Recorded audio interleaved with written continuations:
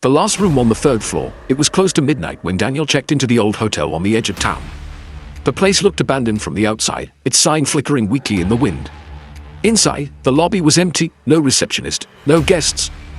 Just a key on the counter with a handwritten tag, room 309. Daniel hesitated, but exhaustion won.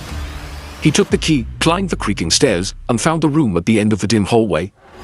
The number on the door was crooked, nailed on upside down. Inside, the room was cold, far too cold for a summer night. He set his bag down, noticing the stale smell, like dust and damp wood. The lamp flickered once before casting the room into a weak yellow glow. He collapsed onto the bed, telling himself it was just for one night. But then came the knock.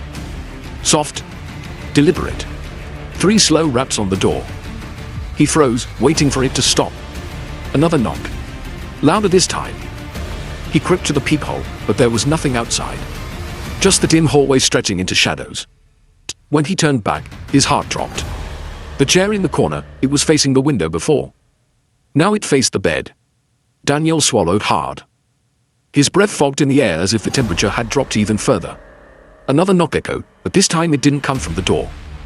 It came from inside the room. The closet.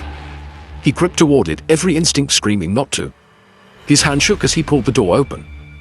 Nothing. Just darkness and the faint smell of mildew.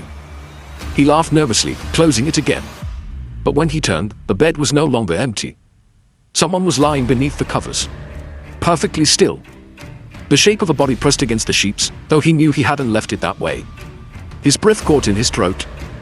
Slowly, the blankets began to rise and fall, as though the figure beneath was breathing. Daniel backed toward the door, fumbling with the key. But when he looked up, the numbers on the door were different now. Not 309. Just a single word scratched deep into the wood, stay. Behind him, the blanket shifted. Something crawled out from under them, pale, long-limbed, dragging itself across the floor with impossible slowness. Daniel tried to scream, but the lights flickered once and went out. And in that absolute blackness, the last sound he heard was the voice, inches from his ear, whispering, "Welcome back. Subscribe, please."